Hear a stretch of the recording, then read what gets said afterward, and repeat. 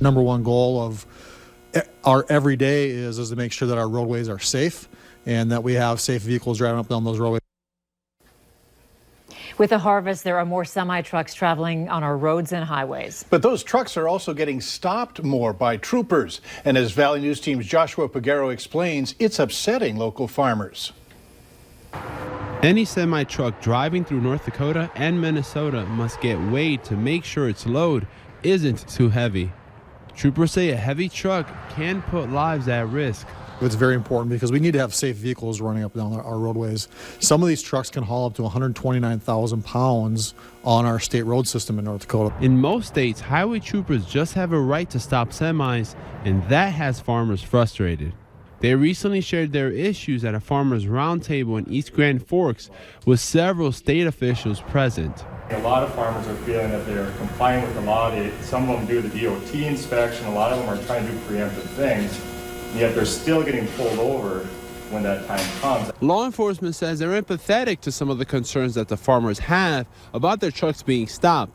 But they say their number one priority on these roads is to make sure that everyone is safe. We've all been trained on how to identify vehicles, number one, that need a permit, or number two, that might be overloaded. Farmers complain that time is money and stopping impacts arrival times for trucks. In North Dakota, any load above 80,000 tons needs a permit. In Minnesota, it's over 90,000.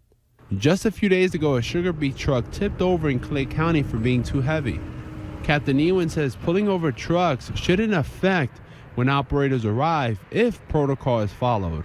But if you have all that stuff in place before you move those loads, your equipment's working right, you have the permits you need, you're hauling legally, you're not going to have any issues. He stresses it's important to stick to the rules of the road. In Fargo, Joshua Pagero, Valley News Live. Any trucker interested in applying for a permit to carry extra cargo can do so online in both North Dakota and Minnesota. There is a definite bite in the air, fueled by much cooler temps and the wind. Let's find out from Hutch about tonight. He's here with your no-wait weather planner. Hutch? With temperatures this cool, only making it into the 20s, it doesn't take a lot of wind to be concerned about that wind chill. We were in the upper 20s this afternoon, and we have temperatures that are holding steady in those upper 20s. Some low 30s out to the west. Wind chills are in the teens already. Bemidji, Thief River Falls, and Grand Forks, all in the teens as far as how it feels on exposed skin. The clouds are going to linger. We're seeing a little bit of clearing over the Devil's Lake Basin and points to the west. But the cool evening does continue with temperatures slowly sliding into the mid-20s in Fargo by bedtime. We'll be in the lower 20s by bedtime in Grand Forks. We do have a Halloween that looks a little spooky temperature-wise. I'll have details on that, and we'll talk about how long this cold air sticks around here in just a few. All right, thanks, Hutch. In Jamestown right now, city leaders and residents are discussing the future of Frontier Village. The village has been a popular tourist attraction for years, but the city did not renew the Village Association's lease. In response, the association has been sending some of the artifacts from there to another location in Perham, Minnesota. People at Frontier Village say that they've been shooing people away all day, as residents have tried to take back some of the village's historic items and keep them in Jamestown. We'll have more tonight on this story on Valley News Live, 10 at 10. Fargo police are looking to identify the people in these photos. Officers say they're persons of interest in active investigations. If you have any information on these people or know where they might be, please call or text Fargo Police's tip line. And what about this person in West Fargo? The police there say if you recognize this individual in the photo, give their tip line a call. The phone number's on your screen right now, 701-433-5333. A Fargo hotel is warning other businesses of counterfeit bills hitting the valley, but this time in a new disguise. It happened at the Motel 6 last night when two fake $10 bills were given to the front desk staff. I've never seen a fake $10 bill until today. I've seen 100s and I've seen 50s, but I've never seen a 10. Employees say they didn't catch the dupe last night because they're trained to only check $150 bills. But that's all changed now. From now on, they'll take a closer look at 5s, 10s, and 20s.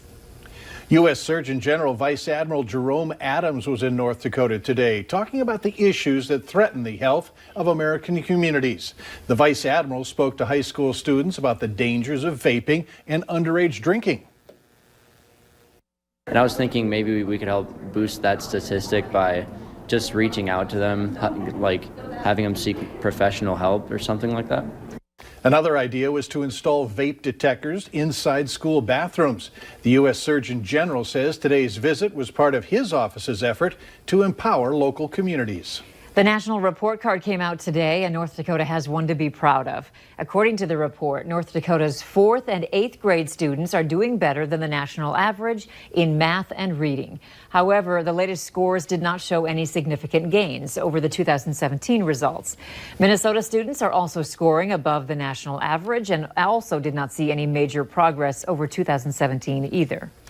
You'll soon start seeing therapy dogs in Grand Forks classrooms. The school district has been working with local therapy teams to bring their services into the classrooms. The dogs and their trainers will volunteer their time to work with individual students or entire classes. The district is working on a process to get the teams into the classrooms and schools that request them. If your bookshelves are getting a little heavy and full, you can now donate some of them to a good cause. Right now, Cheyenne High School students are collecting book donations for the Little Red Reading Bus. The school district says any books you or your children have outgrown or no longer want can be dropped off at the high school or the Lytle Education Center. New books are welcome too, and the goal is to collect 300 books in all. Several local companies are stepping in to help Homeward Animal Shelter. The nonprofit says one of its rescue cats needs surgery on his leg to make his life more comfortable. On top of that, the shelter is also caring for 120 other animals. To help out, Enclave Development and Eagle Ridge companies are matching all donations up to $3,500.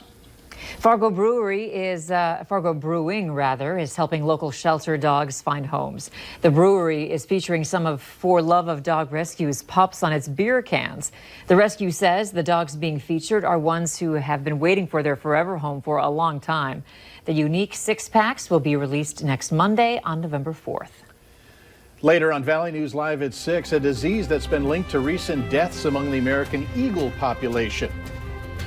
And the edge of the clouds just off to the west of the Dakota Magic Casino, where the flags continue to wave. We do have some spooky weather for you trick-or-treaters. I'll tell you how many layers of wrap to wear coming up right after this.